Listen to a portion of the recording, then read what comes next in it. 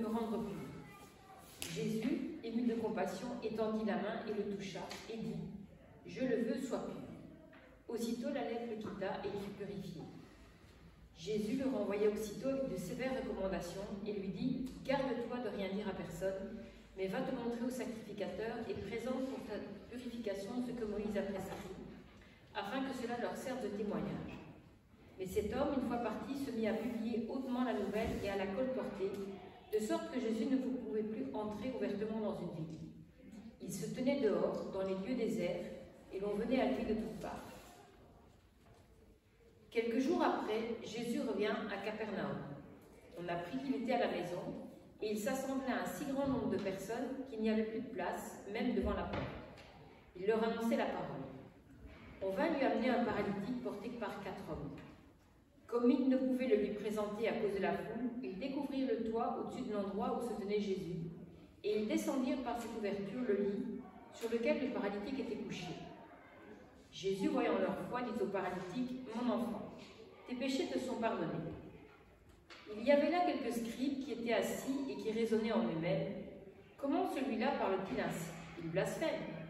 Qui peut pardonner les péchés si ce n'est Dieu lui-même » Jésus connut aussitôt par son esprit leur raisonnement intérieur et leur dit, « Pourquoi faites-vous de tels raisonnements dans vos cœurs? Qu'est-ce qui est plus facile, de dire au paralytique, tes péchés sont pardonnés, ou de dire, lève-toi, prends ton lit et marche.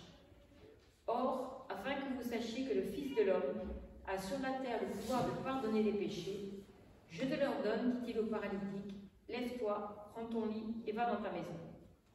Et à l'instant, il se leva, prit son lit et sortit en présence de tous, de sorte qu'ils étaient hors d'eux-mêmes et glorifiaient Dieu en disant, nous n'avons jamais rien vu de pareil. Jésus sortit de nouveau du côté de la mer. Toute la foule venait à lui et il les enseignait. En passant, il vit Lévi, fils d'Alphée, assis au bureau des péages.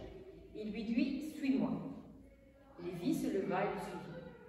Comme Jésus était à table dans la maison de Lévi, beaucoup de péagers et de pêcheurs avaient pris place avec lui et avec ses disciples, car ils étaient nombreux et ils le suivaient. Les scribes du parti des pharisiens, le voyant manger avec les péagers et les pêcheurs, dirent à ses disciples, « Pourquoi mange-t-il avec les péagers et les pêcheurs ?» Jésus, qui avait entendu, leur dit, « Ce ne sont pas les bien portants qui ont besoin d'un médecin, mais les malades. Je ne suis pas venu appeler les justes, mais les pécheurs. »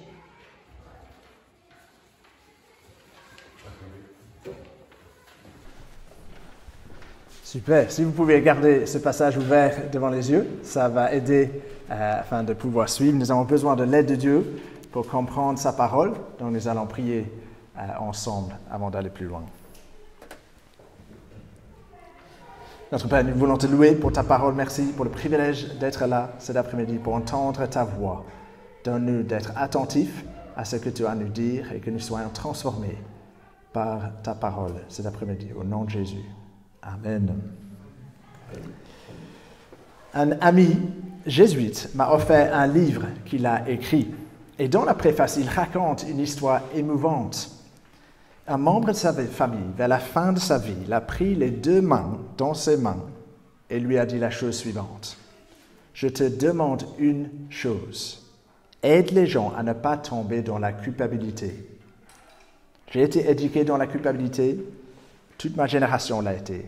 C'est horrible. » Je trouvais cette remarque fascinante.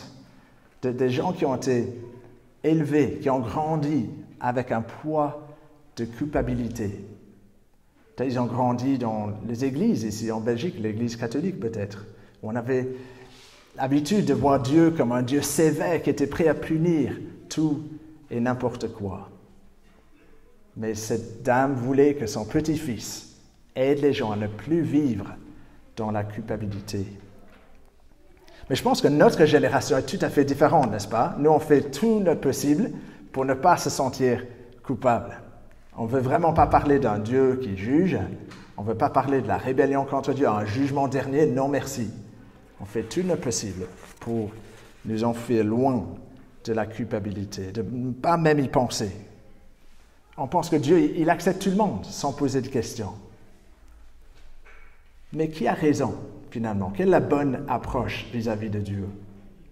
Et c'est là où le message de la Bible parle avec une clarté incroyable, qui nous aide à voir que, oui, la culpabilité devant Dieu a une place, mais il faut passer par la culpabilité pour arriver au pardon et à la grâce de Dieu. C'est ça ce que nous allons voir dans ce récit passionnant que nous avons lu, que Jésus est venu instaurer son royaume ici sur terre. Il a guéri les foules. Nous avons vu ça la fois passée. Des cliniques étaient vidées. Il n'y avait plus de malades lorsque Jésus de Nazareth était là.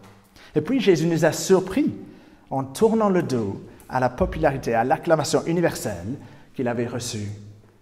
Et il dit, non, allons ailleurs, afin que j'y prêche aussi. Et Jésus fait ce qu'il voulait faire. Verset 2 de notre chapitre 2.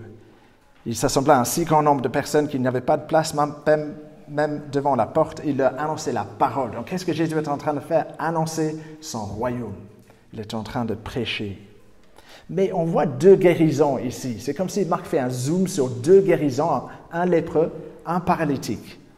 Parce que ces guérisons vont nous enseigner la raison pour la venue de Jésus dans le monde. La raison pour la venue de Jésus dans le monde. Et donc, voyons l'épisode avec l'homme atteint de lèpre d'abord, parce que nous voyons que Jésus veut restaurer notre relation avec Dieu. Jésus veut restaurer notre relation avec Dieu. Si jamais vous voulez suivre, il y a le plan du message dans le feuillet. Jésus veut restaurer notre relation avec Dieu. Lisons le verset 40. Un lépreux vint à lui et se jetant à genoux, il lui dit d'un ton suppliant, « Si tu le veux, tu peux me rendre pur. » Cet homme est visiblement désespéré. Jésus est son dernier recours. Il se jette à genoux devant lui en le suppliant de le guérir de sa lèpre. Mais c'est frappant, il ne dit pas « Si tu veux, tu peux me guérir. » Qu'est-ce qu'il dit? « Si tu veux, tu peux me rendre pur. » Parce que ce qu'il fallait, ce n'était pas une simple guérison, c'était une purification.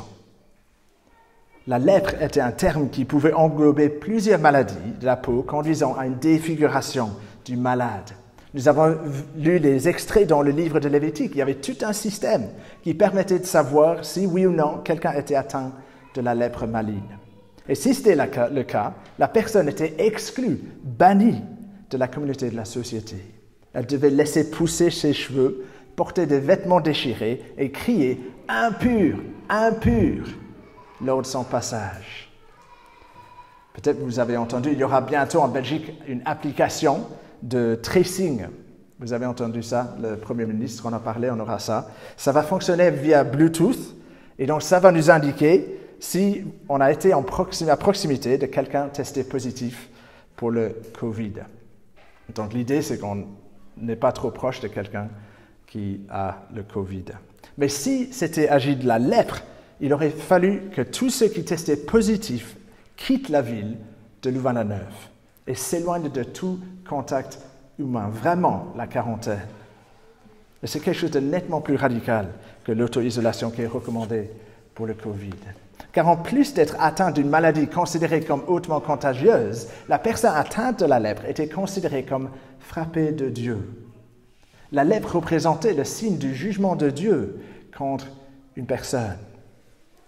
Donc non seulement la personne est coupée de tout contact social, il est sous le jugement de Dieu lui-même. C'est ça ce que ça veut dire d'être impur, pas digne de paraître dans la présence de Dieu. Et donc purifier un lépreux signifiait restaurer sa relation avec Dieu. Et que fait Jésus dans le récit, verset 41? Jésus, ému de compassion, étendit les mains, le toucha et dit, « Je le veux, sois pur. » Aussitôt, la lèpre le quitta et il fut purifié. Que fait Jésus ici? Il étend sa main pour toucher le lépreux. C'était déjà un geste qu'on n'était pas censé faire. Et il le purifie d'un seul coup.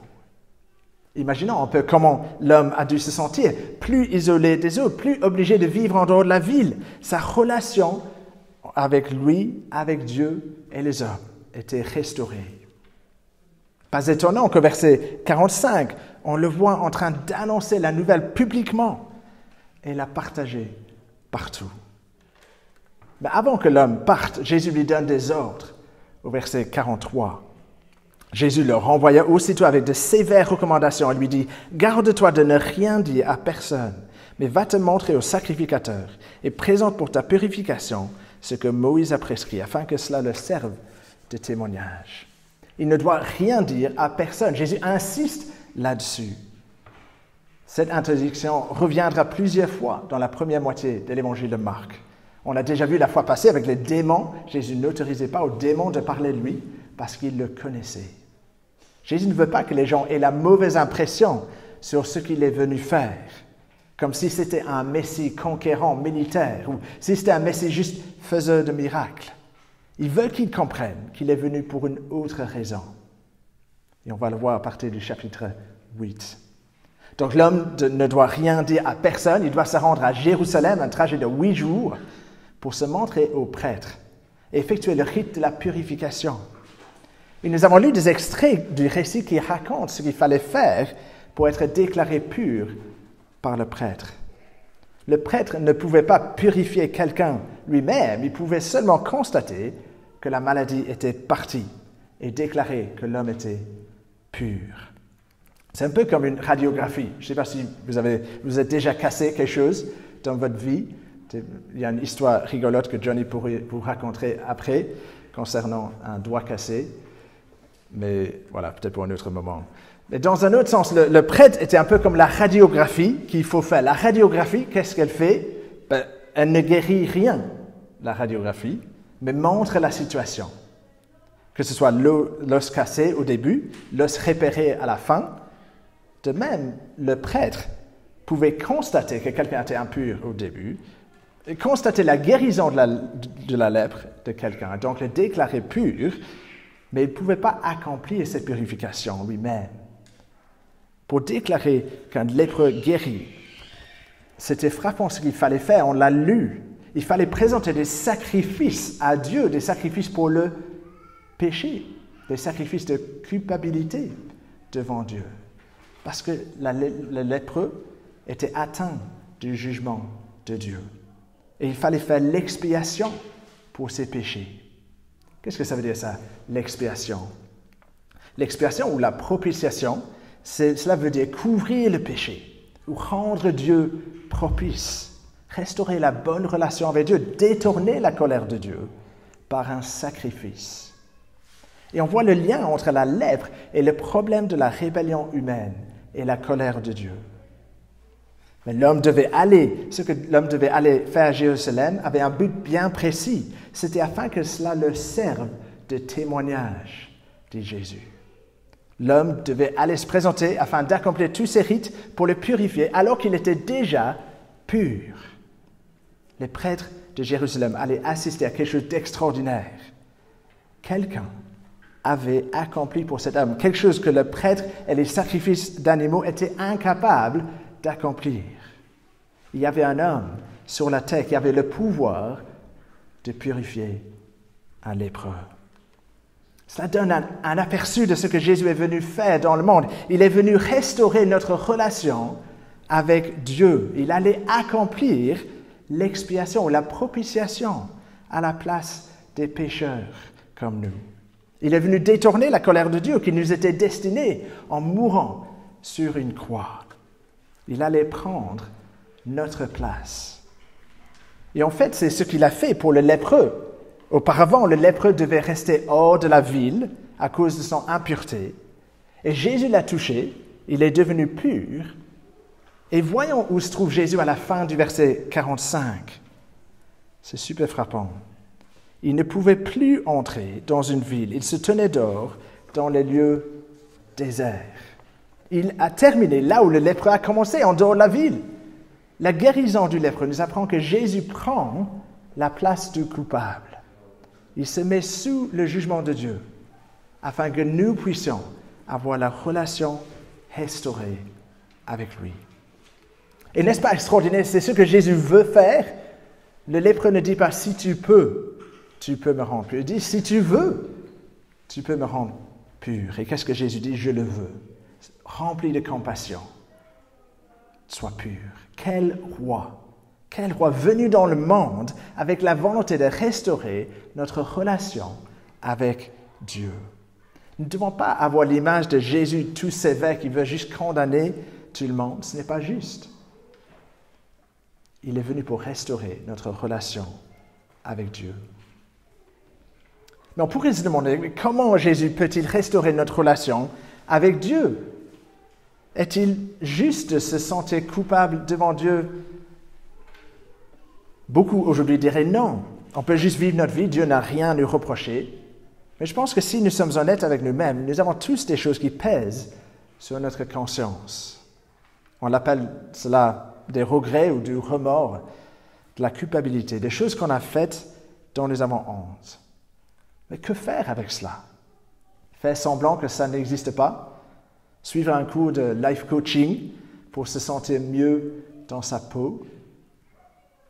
Mais Jésus, dans le récit avec le paralytique, nous montre comment nous pouvons faire face à cette culpabilité. Et c'est un soulagement extraordinaire. Quand nous voyons au verset 1 à 12 du chapitre 2, Jésus a l'autorité de pardonner nos péchés. Jésus a l'autorité de pardonner nos péchés, au verset 1 à 12.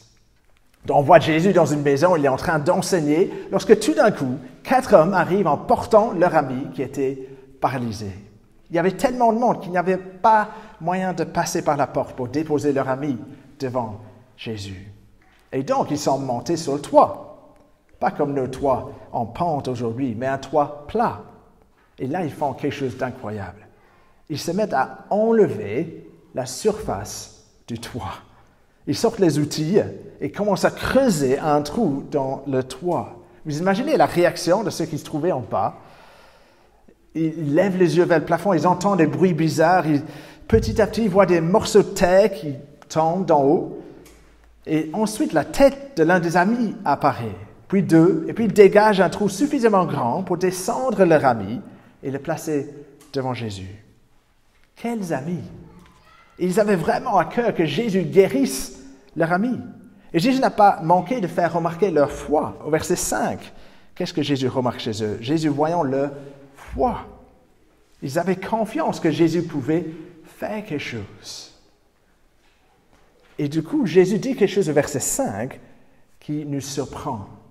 Le verset 5, il dit, voyons leur foi. Jésus dit au paralytique, mon enfant, tes péchés te sont pardonnés. Tes péchés te sont pardonnés. On imagine Simon, le disciple, en train de chuchoter à l'oreille de Jésus. Ah, je sais que ça a été une longue journée, Jésus, mais je pense que celui-là est venu pour la guérison de ses jambes, pas pour ses péchés, ses jambes.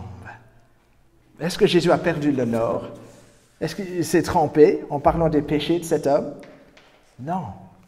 Il est en train de mettre le doigt sur le problème le plus grave de cette personne. Et de toute l'humanité d'ailleurs. Ce n'est pas le fait que ses jambes ne marchaient pas, mais le fait qu'il était un pécheur devant Dieu. Qu'est-ce que le péché? Le péché dans la Bible, c'est la rébellion contre Dieu, notre Créateur. C'est l'idée de refuser que Dieu soit notre maître en refusant ses commandements et en se plaçant soi-même au centre de sa vie en tant que mini-Dieu. Imaginons un élève à l'école qui s'installe à la place du professeur à l'école avant que celui-ci n'arrive en classe. Il se met à donner des ordres aux autres élèves comme fait le prof. Que va faire le prof quand il arrive dans la pièce? Ou bien au boulot, imaginons qu'un employé profite de l'absence du patron pour envoyer des mails en son nom en changeant les directives qu'il avait mises en place. Ça ne va pas. Ça ne va pas. Et combien plus si nous, les créatures, nous essayons de prendre la place de celui qui nous a créés. C'est terrible. On fait fi de ces commandements qui sont bienfaisants finalement. Le péché, c'est une offense contre Dieu et ça mérite sa condamnation. La Bible dit que nous sommes bel et bien coupables devant Dieu et que nous serons un jour devant lui lors du jugement dernier. Et que nous méritons de faire face à sa colère éternellement. C'est le péché qui fait que nous devrions nous sentir coupables devant Dieu. C'est tout à fait approprié et bien de savoir que nous sommes coupables devant Dieu. Jésus ne dit pas à l'homme, non, arrête de te sentir coupable, tu n'es pas si mauvais que ça. Il dit, tu as un problème énorme, même plus grave que le problème de tes jambes. Mais Jésus ne s'arrête pas là. Jésus dit qu'il peut pardonner les péchés de cet homme, il peut enlever la culpabilité de cet homme et lui promettre un accueil joyeux dans la présence de Dieu. Mais il y avait des gens qui n'étaient pas contents d'entendre cela. Verset 7, il y avait des scribes qui étaient là, qui raisonnaient en eux-mêmes en disant « Comment celui-là parle-t-il ainsi? Il blasphème. Qui peut pardonner les péchés si ce n'est Dieu seul? Pour qui se prend-il, cet homme ?» C'était bien connu que Dieu seul pouvait pardonner les péchés, car le péché est avant tout contre Dieu. On le voit très bien dans l'épisode du roi David dans l'Ancien Testament. Il commet l'adultère avec une femme mariée à un de ses soldats. Ensuite, lorsqu'il découvre qu'elle est enceinte, il s'arrange pour que le mari soit tué sur le champ de bataille. Et lorsqu'on le confronte par rapport à ses actions, il dit dans un psaume, le psaume 51, en parlant à Dieu, « J'ai péché contre toi seul, j'ai fait le mal à tes yeux. » Il a péché contre la femme, il a péché contre le mari en le tuant, et puis il dit à Dieu, « Mais j'ai péché contre toi et toi seul. » Mais c'est juste, parce qu'avant tout, le péché est une offense contre Dieu, envers Dieu. Et bien sûr, seul celui qui est offensé peut pardonner le coupable. Imaginons que Johnny et moi, on venait à se disputer et je le frappe au visage. Je ne vais pas le faire, il est plus grand que moi, il est plus fort que moi, donc je ne vais pas le faire. Et quelqu'un d'autre a assisté à la scène et il me dit, je te pardonne. Donc Johnny, il est par terre, le sang coule. Et qu'est-ce qu'il va penser, lui? Quelqu'un d'autre me dit, tu es pardonné. Non, ce n'est pas à lui de me pardonner, c'est à Johnny de me pardonner. C'est lui l'offensé, c'est à lui seul de pardonner. Et de même avec Dieu et notre péché. Seul Dieu peut pardonner les péchés. Ce n'est pas à un prêtre de nous pardonner, c'est à Dieu seul. Et Jésus dit qu'il peut le faire. Et il affirme être Dieu venu sur terre. Mais bien sûr, il est très facile de dire « tes péchés te sont pardonnés ». Moi, je peux dire ça à vous tous et on n'en sait rien. Tout le monde peut le dire, on n'a pas moyen de savoir si c'est vrai, si ça a marché ou pas. Mais c'est pour cela que Jésus dit au verset 9, « Qu'est-ce qui est le plus facile? De dire au paralytique, tes péchés sont pardonnés, ou de dire, lève-toi, prends ton lit et marche. » Pas facile de dire à un paralytique, lève-toi et marche, sauf si tu veux avoir l'air ridicule. C'est quelque chose qui peut être immédiatement vérifié. On sait tout de suite si c'est juste du bluff. Et donc Jésus dit au verset 10, « Afin que vous sachiez que le Fils de l'homme a sur la terre le pouvoir de pardonner le péché, je te l'ordonne, dit-il au paralytique, lève-toi, prends ton lit et va dans ta maison. » Jésus dit, « Je vais guérir cet homme pour vous prouver que j'ai bel et bien le pouvoir de pardonner le péché. » Et dans ce verset, nous voyons l'identité de Jésus et son autorité. L'identité, il est le Fils de l'homme, celui qui a reçu tout pouvoir de la part de Dieu. Celui qui règne éternellement, l'homme-Dieu. Et quelle autorité? L'autorité de pardonner les péchés. Auparavant, le pardon provenait de Dieu dans le ciel, mais là, Dieu est venu sur terre. Et Jésus a l'autorité de pardonner les péchés. S'il arrive à guérir cet homme, c'est la preuve que Jésus peut pardonner les péchés. Et au verset 12, que se passe-t-il? À l'instant, il se leva, prit son lit et sortit en présence de tous. Cela prouve sans aucun doute que Jésus est capable de pardonner le péché. Nous sommes en train de voir comment Jésus peut restaurer notre relation brisée avec Dieu. C'est en lui pardonnant notre péché. Jésus est venu sur terre afin d'enlever notre culpabilité. C'est la merveille du message de la Bible. La Bible n'est pas un livre moralisateur. C'est un livre qui parle d'un Dieu qui pardonne. Plus de culpabilité. Une relation restaurée avec Dieu. Et cela nous mène à la dernière section de ce récit, parce que nous voyons au verset 13 à 17 que Jésus est venu pour les pécheurs. Il est venu pour les pécheurs. Nous voyons aussi Jésus fait ce qu'il a fait au tout début de son ministère. Il enseigne et puis il appelle les gens à le suivre. Mais regardez qui il appelle au verset 14. En passant, il vit Lévi, fils d'Alphée, assis au bureau des péages. Il lui dit « Suis-moi ». Lévi se leva et le suivit.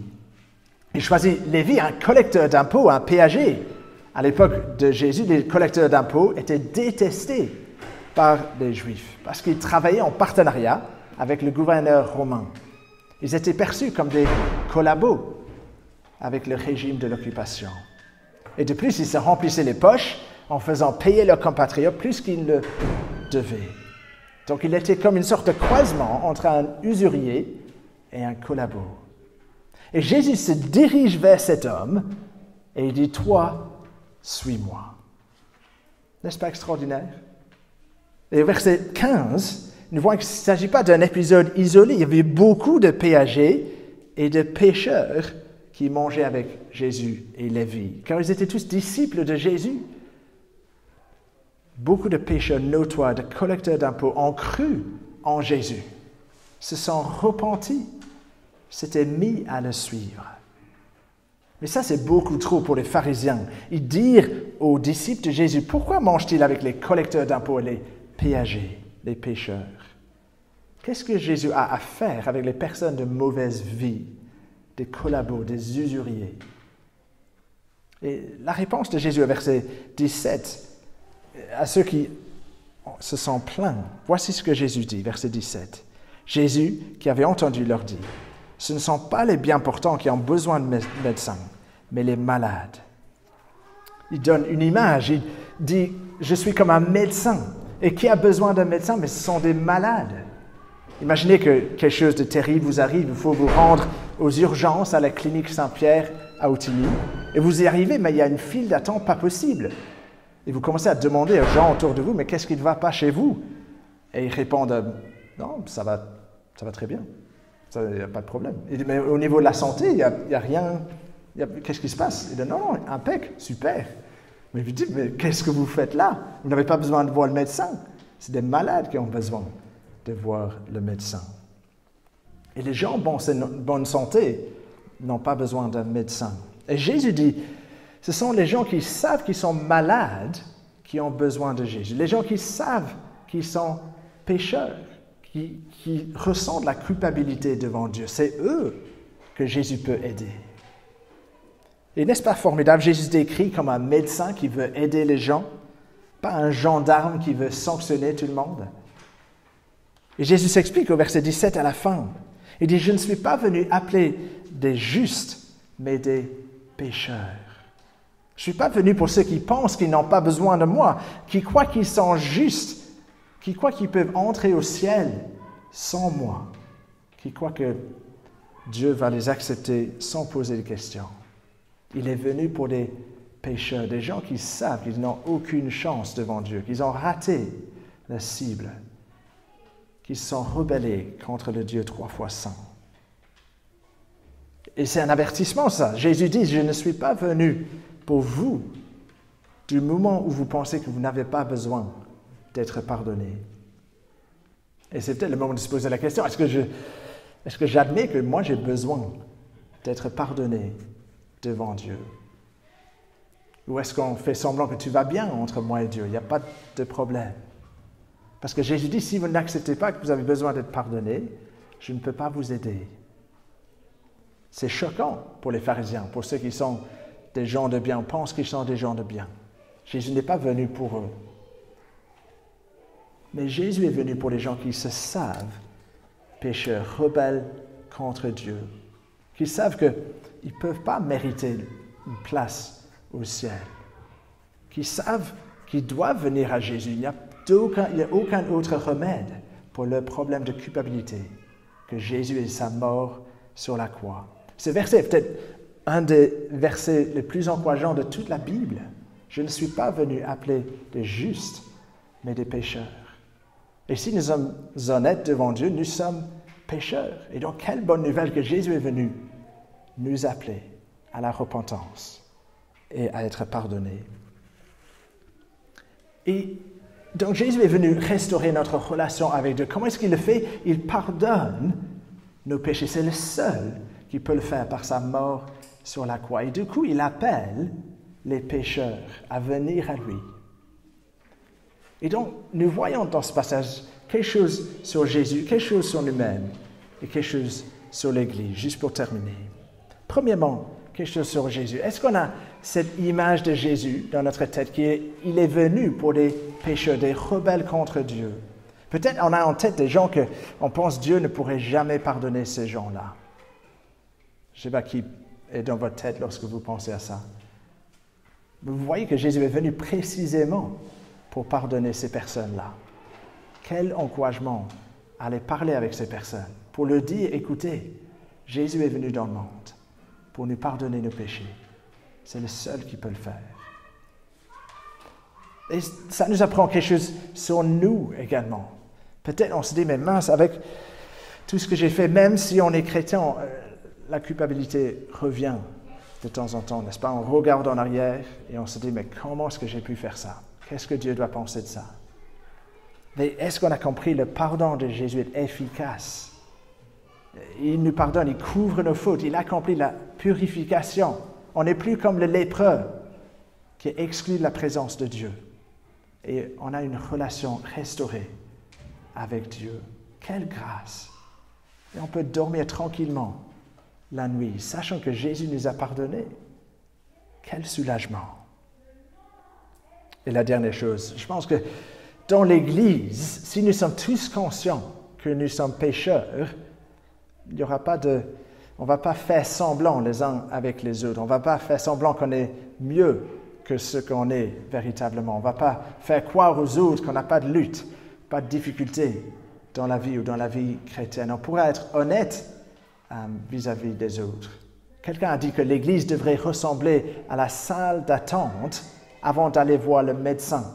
Donc si on est là dans la salle d'attente avant d'aller voir le médecin, on sait qu'on est tous malades. On a besoin de Jésus pour nous pardonner. Et pas comme la file d'attente avant un entretien d'embauche. Là où on essaie de impressionner les autres et faire mieux que les autres. Ce n'est pas ça l'Église. Si Jésus est venu appeler les pécheurs pour le pardonner, on peut être au même pied d'égalité, devant la croix de Jésus, pardonné par lui et avoir la relation restaurée par lui. Et dans la culpabilité, est-ce qu'elle a une place devant Dieu? Oui, le péché est une offense contre Dieu. Il faut passer par la culpabilité. Mais est-ce que ça s'arrête là? Non, jamais de la vie. Jésus restaure notre relation avec Dieu. Il enlève notre culpabilité, le fardeau de notre rébellion contre Dieu. Il nous donne sa grâce et son pardon. Quel sauveur merveilleux. Et nous allons chanter dans un instant que c'est par la croix de Jésus que nous pouvons tenir debout dans sa présence. C'est le seul moyen. Et donc je vais prier pour remercier Dieu pour Jésus. Prions ensemble.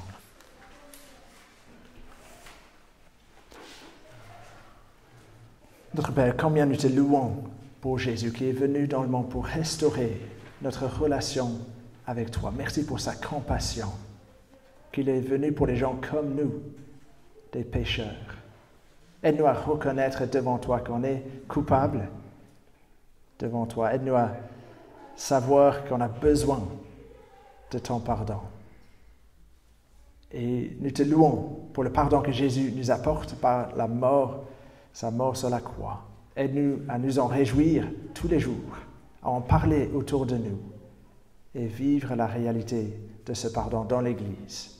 Et nous te prions au nom de Jésus. Amen.